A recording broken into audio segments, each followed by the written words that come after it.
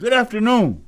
This is Veterans Talk. It ain't nothing but a thing, but it's a thing we want you to tune into every Saturday afternoon. I am Elsa McGee, your host, and I'm here today with my brother in Christ and my brother in arms. I'm gonna have to say it like that, Tony. and how you doing, Tony? I'm doing great. I'm really doing great with this memorial moving along the way it is. Yes. Well, I tell you what, the groundbreaking is over. Yes. You know, we didn't reach that point. The groundbreaking is over, and for the last week we've been basically trying to get organized to do a dedication ceremony. Mm-hmm. You know, we right now need to be looking at how we gonna take over Piedmont Park for a day. Yeah. And with the spirit and the service of these 240 of our brothers that paid the ultimate price for the opportunities that we have in this country today.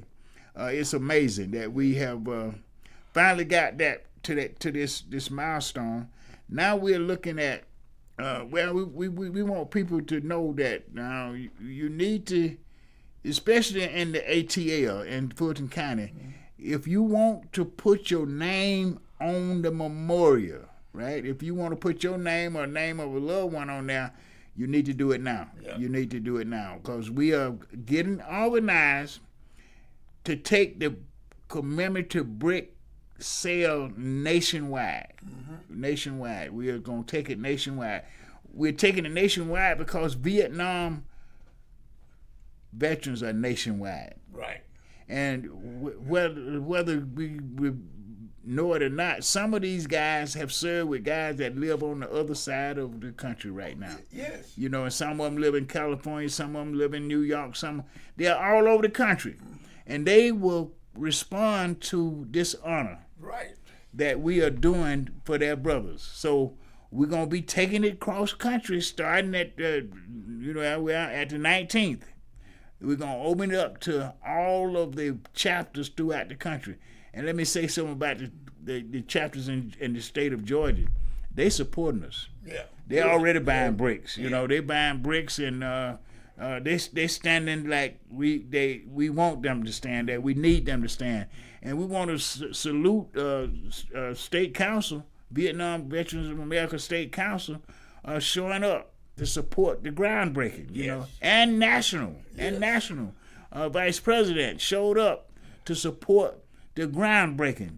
And we want to thank also the Atlanta Vietnam Veterans Business Association for showing up to support the groundbreaking. Now we expect you guys to do more than, show up. We expect you to help us find the families. Mm-hmm. Right. Help us find these families now, because they come from all over Fulton County. They ain't no black family, they ain't no white family. They are veterans families from all over Fulton County, every city that was in existence then. And I'm gonna tell you something. Some of the cities that then popped up were not there during the Vietnam War, but the area where the city's at, some of these guys came from those areas. So we want y'all to recognize now, we done did this. This is a way we're bringing it home to the hometowns where these guys came from. That's going to make a difference. Yeah, it's good that they're honored in Washington, D.C. We're thankful for that. Yes. We're glad that they're honored on the Sloppy Floyd Garden. We thankful for that. But that's not a place where people go visit on a regular basis. Exactly. But we got one that they do. We have the number one spot that they visit the most when they come to the city of Atlanta. Tell them those who live here visit here. It is the number one visiting park within the city of Atlanta. Yeah, the number one park. And there are, particularly this time of the year, there are events going on in that park every weekend. And so as a result, we're going to have those people, and once they find out about that memorial being there, that's one of the places that they will visit. And let me say this too, that what they don't understand, this is a military memorial. And it's going to be celebrated by the schools, by the governments from this day on. Right. Until the memorial fall apart. They're going to be... Yeah. And we know that's not going to happen because we have a Confederate memorial not far from there. And it's been there. It's been there. It's been there. And it will be there. It will be there. Ours. And we ain't hating on it being there. That's a part of the history of this country that we need to talk about. That's right. Because people are distorting the realities that we have in this country because of, I hate to say it, Tony, old-fashioned racism. Yep. We align hate to come into the space where God needs His love. Right. And we not going to let it die until we straighten it out. Right. Mm-hmm. Yeah. We got to straighten it out because these young men, now think about it. Mm-hmm. These young men coming from every segregated community in Fulton County. Exactly. Now none of us had the opportunity to ever do anything together before we went into the military. Exactly. And when we went into the military, it was law that integration had to exist on the basis, but outside of the basis, Tony, it was still legal segregation. Yep.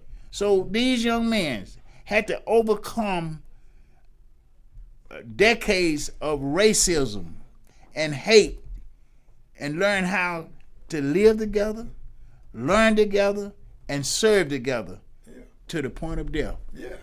For this country. And we did it. Yes. We did it. We did it. And it, once we realized the importance of being in the military and protecting our country, there wasn't any doubt about that we were going to give our best.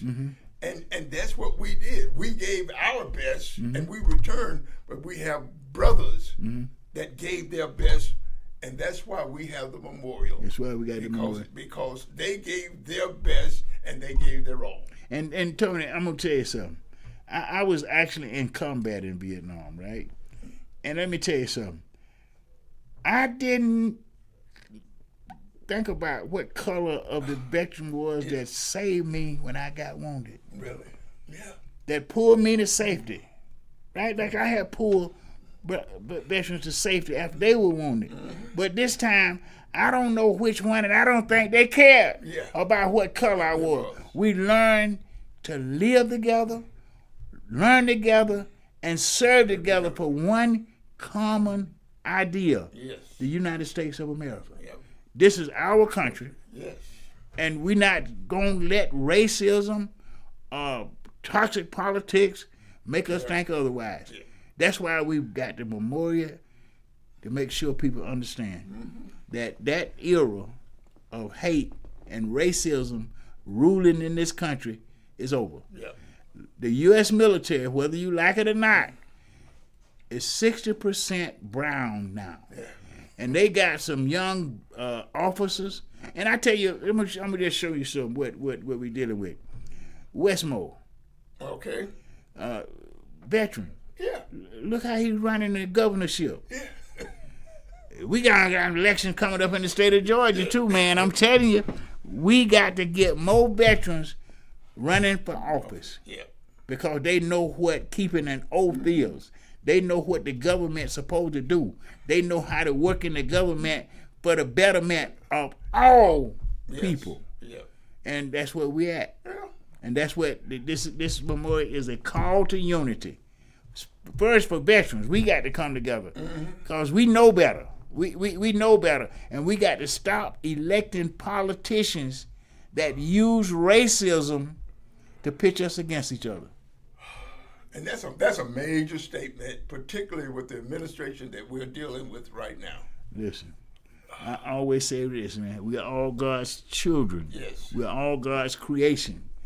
And God is on our side with this. I just believe that God is with us because this America is the great melting pot. This is where all of God's children gonna come together. As that old Negro hymn say, this is where all of his children gonna come together.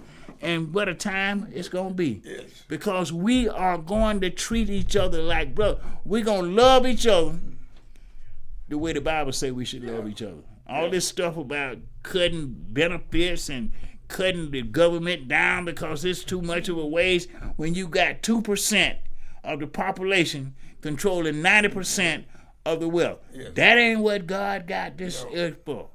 And we not finna sit back and act like it's all good when we see the impact of it in our community, Tony. I'm talking about our hometown now. Right.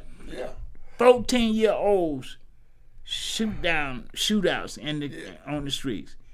You got just last night. You got a young man, 17-year-old, killed his stepfather. Yeah. You know, I mean, this is the kind of stuff that we're helpless to do that. But no, we're not helpless. You know, there's no impossibility for God. If we keep God in it, we're gonna win it every time. Yeah. What we done put God out of it, and we done start letting man tell us what we can do and what we can't do. Yeah. And that's not God's will. Yeah. That's not His will. And we're gonna wake up one day like I did, Tony, and we're gonna start repenting. we're gonna start repenting, and we're gonna turn away from our ways to the ways of His instruction. Yeah, we've all had an opportunity to see the error of our ways. Yes. And realize that we do need repenting. We need to forgive our brothers. You know, Thank you. Once we forgive, that is so much weight off of our shoulders when we say, I love you and I forgive you. I forgive you. You know, and so let's move on as brothers for the betterment of everybody. Yeah. And we'll all agree. Listen, we did it in the military. Yes. Oh, yes. We had to, Tony, in order to perform the duties that we were called to do. Yeah. And I'm gonna tell you something. Them duties wasn't easy, bro. No. you know what I'm talking about. They wasn't no easy duties. No. But you had to perform them the way they was laid out to you, or you had immediate consequences. Yes. I think we were making $68 a month, Really? and if you got a Article 15, they take some of that. Yeah. Listen, it ain't nothing wrong with living in a country of laws and not men. Right. Yes. You know what we got going on now? We got a lawless spirit in the White House. Mm-hmm. Yes. A lawless spirit. That means that you can make a golden image of him, and you got a whole bunch of people following him. Yeah. I got some problem with that, and I think the Word of God got a problem with that. Don't make no golden image that you got. Listen, I'm gonna start preaching, Tony. You need to. The public needs to hear that. Yeah. That some things need to be voiced, and instead of thinking about them, let's give voice to those things that we find. We'll put it nicely, a challenge with. And Tony, you said something big just a few minutes ago. Talking about listen, forgiveness. Oh, yeah. Yeah. Like you say, when you can forgive, you get that stuff off of you. Yes. I mean, yeah, our ancestors went through it all, but they endured it so we could have this day. Let's forgive the slave master's children. Yes. But keep them straight. Yeah. Yep. We're going to forgive you, but we ain't finna set up and let you practice that evil. We're going to make you aware of what we're forgiving you for, so that you don't turn around and try to repeat or do those same things again. Well, I'm going to tell you what they did. They took off the sheets and they put on suits. Yeah. Yep. So they put on Brooks Brothers suits. They weren't J.C. Penney's. They were Brooks Brothers suits because they had that kind of control over the finances of this country. Listen, when you can build an empire on free labor, exactly. You get addicted to wanting to have free labor. Yeah. And to talk about, I often tell people, and I want our young people to understand this here, right? I want you to go to the 13th Amendment, those of you that can read. If you can't read, let us know. We'll read it for you. It says this: slavery shall be abolished in the United States of America based on race, but under the guise of a felony conviction, you shall be subject to involuntary servitude. Exactly. If you don't know what that means, that's slavery in a new terminology. Yes. And they doing it right now. They got this facade going on about building the prisons, private prisons, right? They building them like people don't even know. They saying they're doing it for the immigrants because they got us hating on the immigrants, right? Yeah. But listen, what they gonna do with them prisons when the immigrants are gone? They gonna put us in the prisons, man. That's what they cutting it for. Because anytime you see a black elected official arrested for doing their duties, we got to be concerned about it. Yep. And we can't be quiet about it like oh, they just locked the congressman up. They just locked up the mayor. Yeah. Hey, you ain't seen him lock up no white mayor. Nope, not at all. You ain't seen him lock up no white representative. See, we need to understand what we dealing with. You know, we got the churches always talking about spiritual warfare, but you need to tell these people what this spiritual warfare looks like. Yes, looks like. And the offices that this spiritual warfare is holding, and the amount of power that he is taken. And in some situations even giving him the power to do the things that they know are not right. Listen, it's like a gang. You know, like a gang taking place. Because if you look at the administration, right, and most of the people that's in his administration, at one point they was opposite of him. They recognize his evil ways, but all of a sudden they was changed. You know, like you get a gang. You know, you might have been against the gang until the gang made you a part of them. Yep. You know, and that's what done happened to a lot of these Republicans. When I say they've been bamboozled, bought a bullet. Yep. Look at it.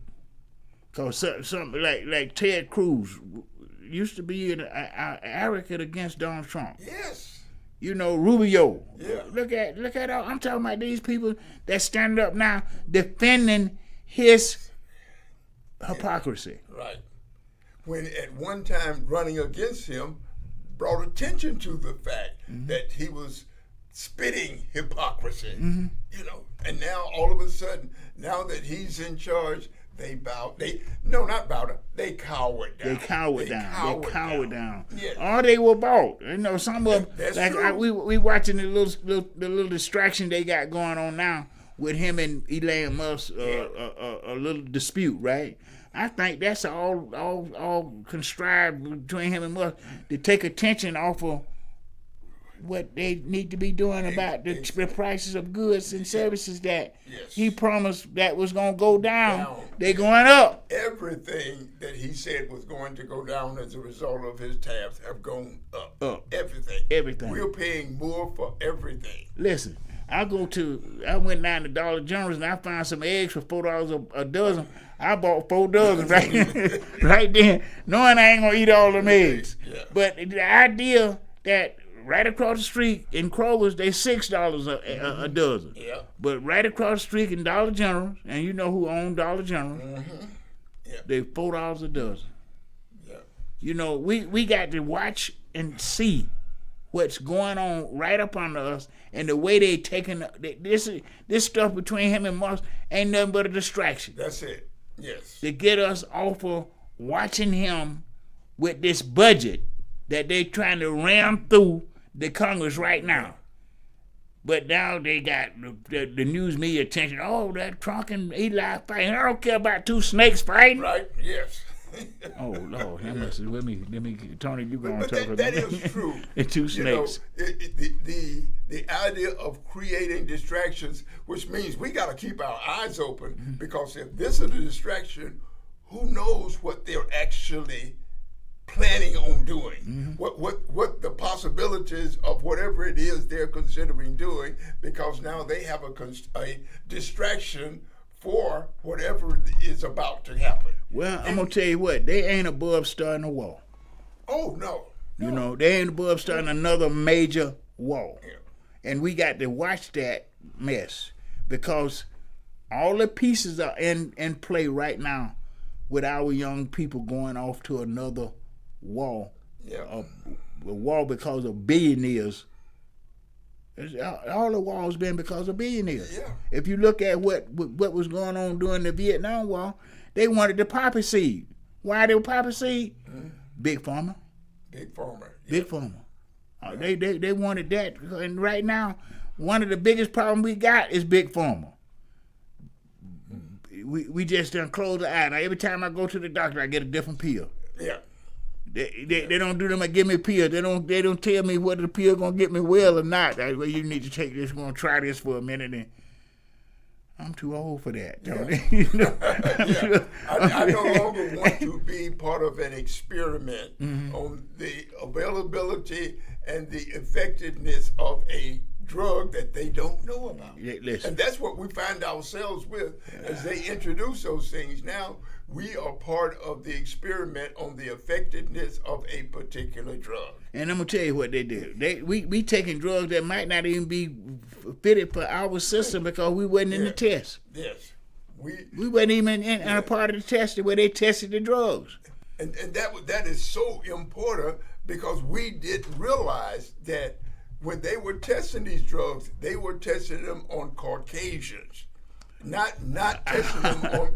And now they're realizing that our system processes drugs different from Caucasians, and so now a lot of times too late, and we find ourselves suffering as a result of it. Listen, we begin to have probably going like that particular problem wasn't a possible problem developed. Well, it may not have been, but it is now because now you have a public with a different biological system taking that drug. Yeah.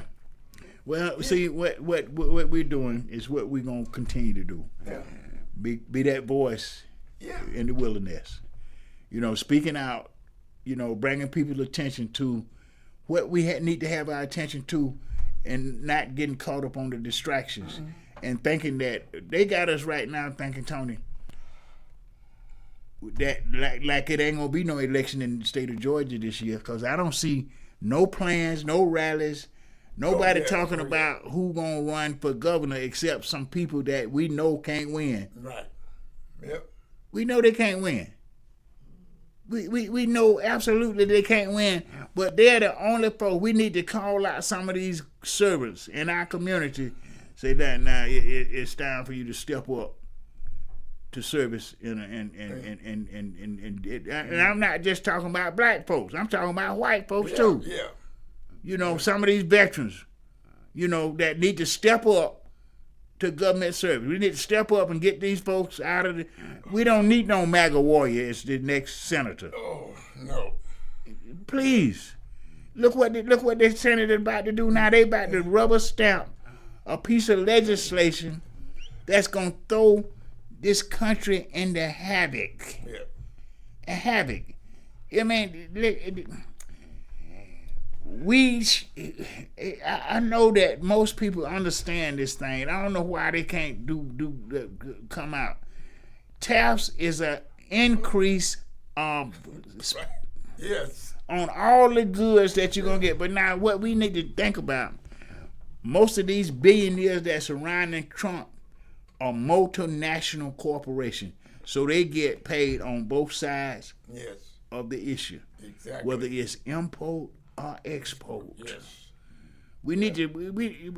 I know we ain't. Listen, I got a 2-year-old that's listen.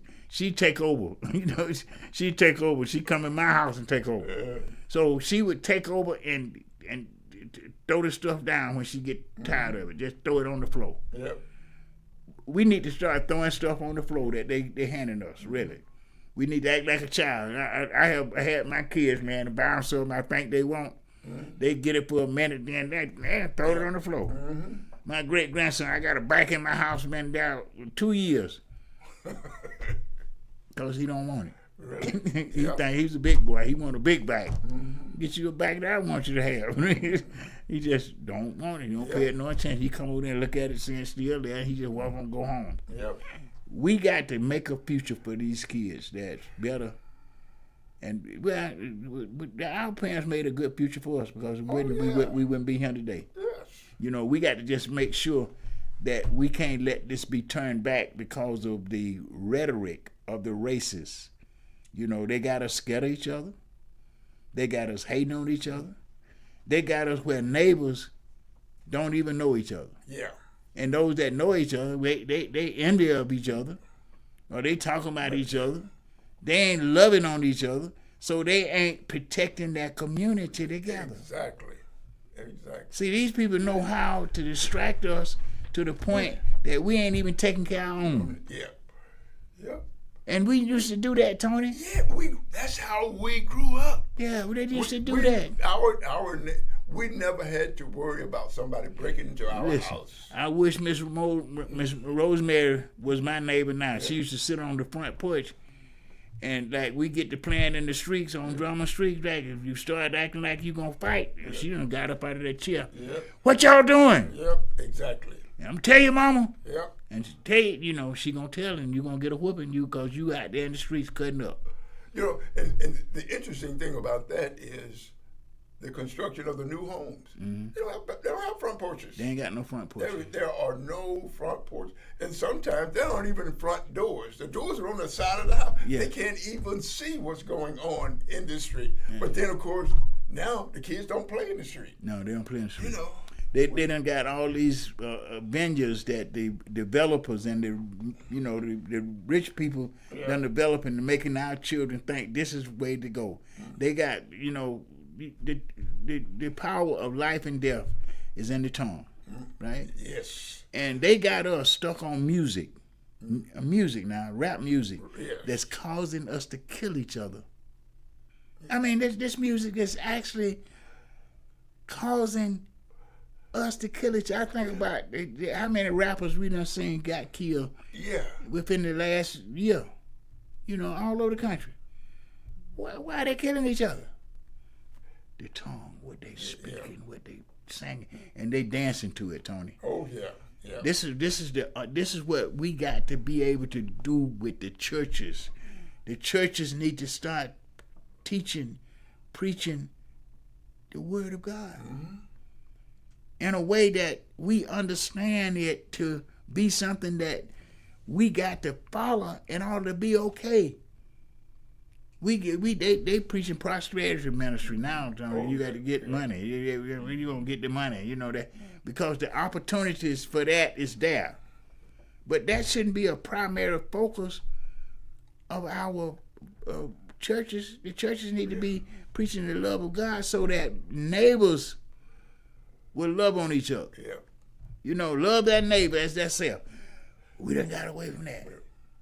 It's interesting now that you talk about neighbors and watching out for the communities. I can remember growing up this time of the year in College Park, a little suburb of Atlanta.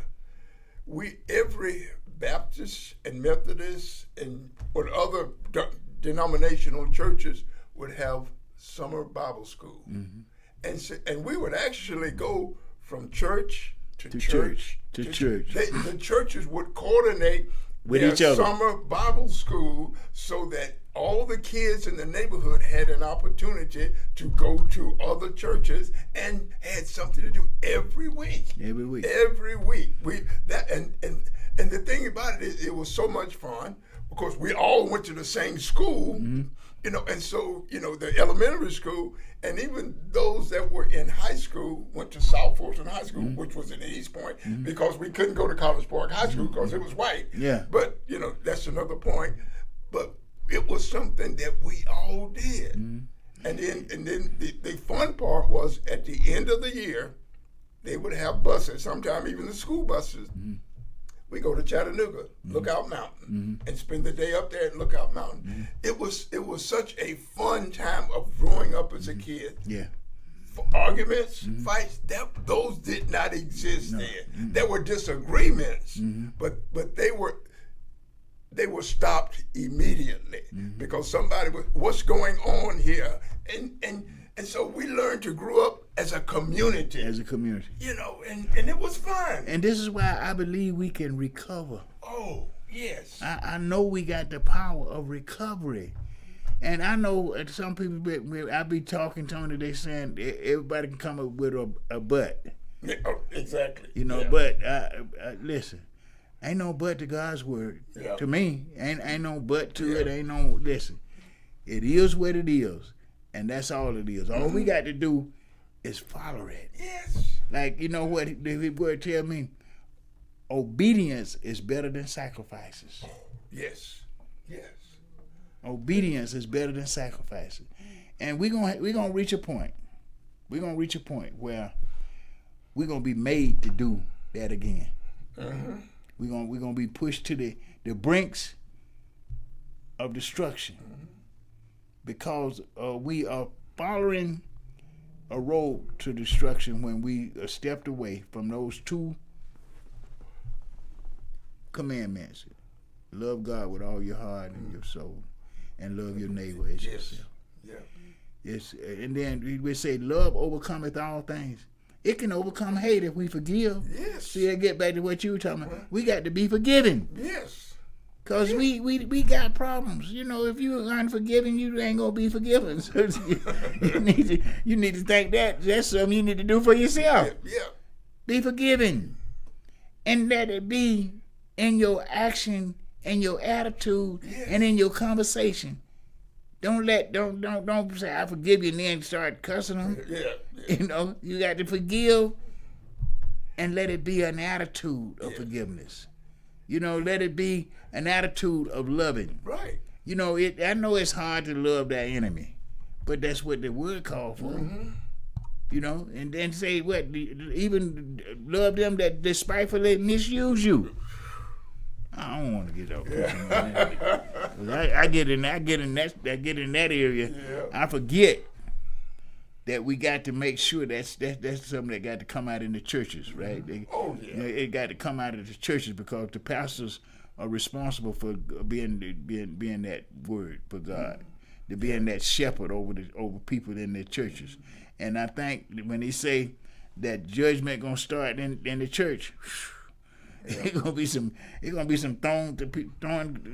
I don't want to be a part of that part. I want to be on this other side. Yeah, but it's something that's needed. Mm-hmm. It's something that's needed, and in a way, it's going to work its way out. Mm-hmm. You know, there will be a reckoning. Yes, there will be an understanding. There will be even a forgiveness. Yes. You know, and that's today. That's rather challenging. To forgive. Well, see, Tony, but now we did something that we didn't. We were raised in segregation. Yes. Mm-hmm. We were raised in segregation, but we quickly adapted to the military and integration when the rest of the community was in segregation. Exactly. If we could do it then, we can do it now. Yes. So yeah, it's gonna be difficult. Mm-hmm. But what ain't difficult that's worthwhile in this culture? Really, you know, you have to work for what you really want, or you're gonna get something that ain't what you really want for your work. Yeah. And that's what we're doing now. We're working, but we ain't getting what we deserve out of our work, out of our labor. Yeah. You know, and we need to look at why we not getting what we deserve out of our labor, because we laboring in the wrong way. Exactly. Yeah. We laboring in the wrong way. When we get to laboring the way you labor, Tony, the way I labored over the last few years to get this memorial, yep. It wasn't pretty. No. And it kept us up, kept us running. You know, kept us. But you know, sometimes I felt like, man, when are these people gonna start running from us? Yeah. You know, just can you listen to what we talking about? Exactly. You know, I mean, what we talking about is for the good of all. We're not talking about something that's just for the good of me, you, and Bernard. Right. You know, because I think that Pitts thought that was the thing until he realized something. I just gonna give these guys that little piece of the pie. There is some good in what there's, and a lot. In some situations, all it need was them to sit back and listen and hear what's being said. You know, a lot of times it's hard for politicians because they already have an idea in their brain about a situation, and they're not always welcome to open their thought pattern to what are other options. And if they aren't willing to accept other options, then they're going to just shut it down. This is not my idea. So I don't want to hear it. I don't want to hear it. Because I have the ability to control it, it's not going to happen. Yeah. You know. And but see, and believing that, you know, greater is He that's in me than he that's in the world. You got to trust that. You know, you got to keep moving. We kept. I don't know what kept us going except for that faith that we could do it. Yeah. You know, we just believe. You just kept saying this is divinely inspired, so we gonna get it done. Yes. And we kept going until we looked up one day. They said, yes. Oh, you got your memorial. Because of that belief and knowing that it was inspired, we saw doors open that were once totally shut. Didn't want to hear it. Some of them didn't even want to hear us. Didn't even want to meet with us. Wouldn't meet with us. Not didn't want to meet with us. Did meet with us. That is true. They did not. But it, because it was divinely inspired, those people were moved out of the way. But the other thing that taught us patience. It taught us patience. Because when the idea came, we wanted it the next day. Not realizing all the stuff that is required to make it happen. All the stuff is required to win people over. Because there were people we had to win over that did not want to see this happen, didn't want to spend that kind of money for the community. Yeah, for the community. These are your sons and brothers and uncles. It's not even a drop in the bucket of the bear. Really? And the thing about it, Tony, when we saw it roll out in the public dispute, you know, we watching this stuff, and all of a sudden, one of the most powerful people in the chain had the capacity to slow it down and did everything they could to stop it. Yep. But that just go to show you the power of God. Exactly. For what He wants done. And if we are faithful, we are faithful and stick to that, it's going to always happen. Yeah. It's going to always happen. That's why I know that this is us going into the communities with this spirit, with this determination, with this faith. We're gonna save our community. Oh, yeah. Yeah. We're going to be able to save our community. We're going to protect it and save it. Because that's what we were doing in the military. Yeah. That was our role, to protect and serve. You know, and now we're going to address this gun violence with the police. Yeah. We got police officers that are going to come out and stand with us to say, hey, we got to get these automatic weapons out of the community. And that's going to make a difference to people that's voting. Exactly. See, one of the things that has been missing is that we are so divided in our community, we don't see how we can be united. But this memorial has given us that platform to unite the community in ways that it would have never been possible for us to talk about Fulton County setting up a veteran affairs program. Yeah. And while we trying to get the city of Atlanta to pay for a memorial, you know. So and a lot of people don't know that we got two things done in this time period that really should show the community that sticking with veterans, we can do some amazing stuff. The veteran part is really important because, you know, most of them didn't know that we were veterans. You know, if we didn't have our cats on and announce the fact that we were veterans, they just thought we were citizens. You know. Yeah. And we pushed the ball to the point that we got a memorial. Yes. And they, you know, right now I'm trying to tell everybody that we got less than 12,000 bricks left, slots left. We haven't gotten it out to all of the community yet. Now that's our role right now. If anybody listening that can help us with this marketing to get it out to the community, those bricks will be sold within the next few months. Aim at 12,000. Yeah. And we want to get them sold so they can be. We won't delay the construction. We're not going to delay it anyway. No. We're not going to delay it anyway because it's going to go forward. They building on the memorial now. They get all the materials that they need. It's going to take less than 90 days to build that memorial complete. So we're asking the community to come stand with us now. We need this together. And on the 19th at Club E, we're going to be doing a lunch and learn. We're calling veteran community together.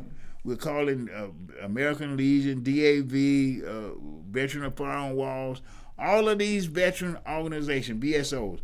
Come sit down and talk with us. Let's reason that we can do this together, and we can change the landscape in our community. This what we serve for. Let's act like it. Right.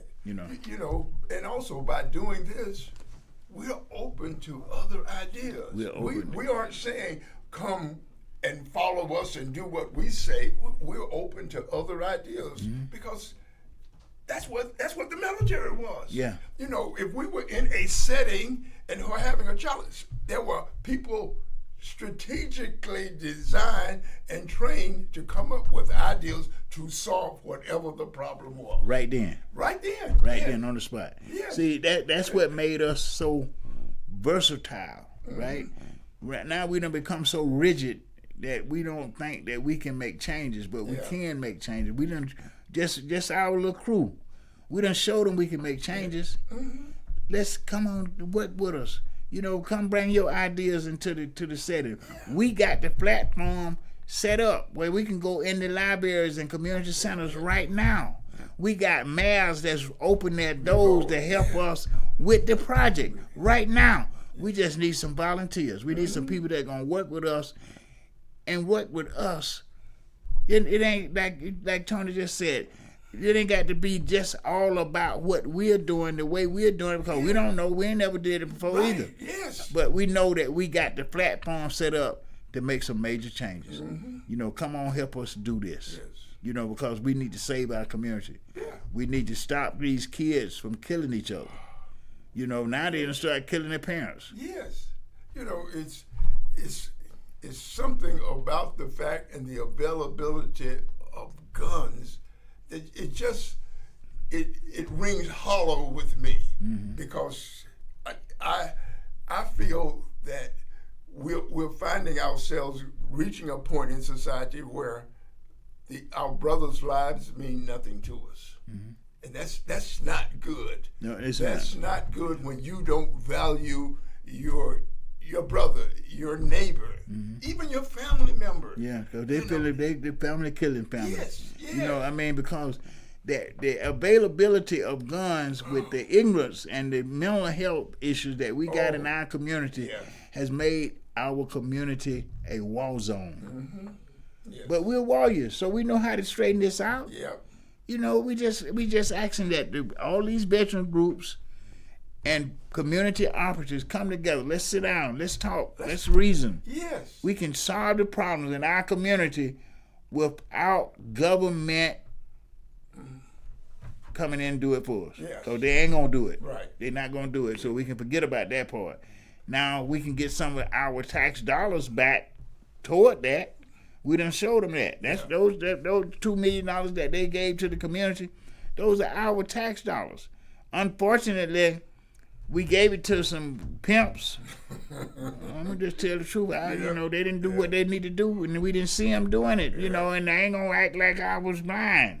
I'm not, cause we was actually trying to. Well, we went through one of the programs ourselves, Tony. Yeah. So we know that what groups was getting the money, what groups that got it, and we didn't see them. We didn't know. Yeah. We didn't see no activity that they performed with the money they got, and that's bad. One of the organizations we saw put the money to great use because we participated in their program. In that program. It worked. We were given an opportunity, those who were having challenges with things going in our lives, to talk about it, to discuss those things, and that was a part of healing. Healing, that's right. And we got that, that mental health effort Yes. made a difference, and I know it made a difference in my life. Looking at how these young people came in there and provided the services that made us look into our issues and accept help. And accept help. See, a lot of times I know for a long time in my life I wasn't accepting help because I wasn't facing the truth about my problem. Yeah. I wasn't facing the truth about my problems. I was looking all outside of myself. And I was traumatized. At 20 years old, I'm traumatized.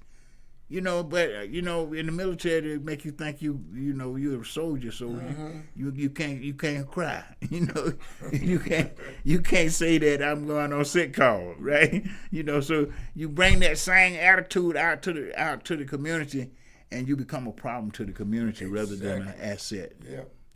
So now they're having to deal with a person with a mental problem, and as citizens, we don't know how to deal with people with mental problems because we think if they got a mental problem, we're gonna send them away until supposedly they solve their mental, and that's not always an answer. It's not an answer at all, Tony. Yeah. When you separate them from the community without help and without keeping the community involved, what you got today, the reaction to that is like 17 to 22 young people every day in this country in the military. Are just coming out of the military committing suicide. Yeah.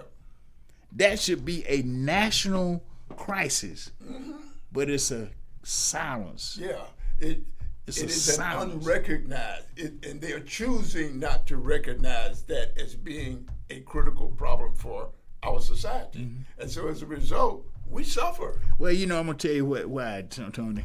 If you look at this, now I keep saying this, and I don't think a lot of people pay attention. Less than 1% of the population in this country ever served in the military. So it's a small part of the population that they don't need no more. They kind of like they finished with you. You done did your service. Okay, you got a problem. That's up to you and your family. They leaving the family with that. And it's traumatizing the family. Because one of the young ladies that was in the program we were talking about, her son committed suicide. Yes. Here's a boy come out of the military and go behind the store and blow his brains out.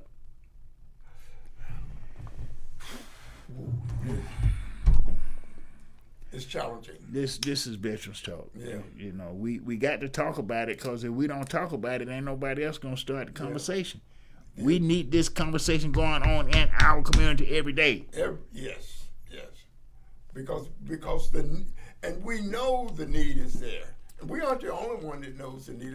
The political leaders know the police. The policing officers know the need. The hospitals know the need. So it's not like it's something that nobody has recognized. Everybody is aware of the need for this. It's just that those who are able are choosing not to deal with it. And then because they feel like it's gonna cost them a little money. Yes. Yeah. They listen. They cut the budget for mental health care at the VA. How you gonna cut the budget for mental health care at the VA when you sending young people? Listen, the way they're using it, it's all volunteer military. They're giving these young people back-to-back deployments all over the world. Yep. And when they come back home injured, ain't nobody there to help them. No. That got to change. When they come back, it appears that they're only looking at the physical injuries that they bring back. And those are minor, and some will eventually heal. But that mental thing, it may never heal. It wrecks lives, Tony. Yes. It just wrecks lives because, first of all, you got to get past the military mystique in order to get the person to get treatment. That's the first thing you got to do. You got to break down that military mystique that you can't go on sick call.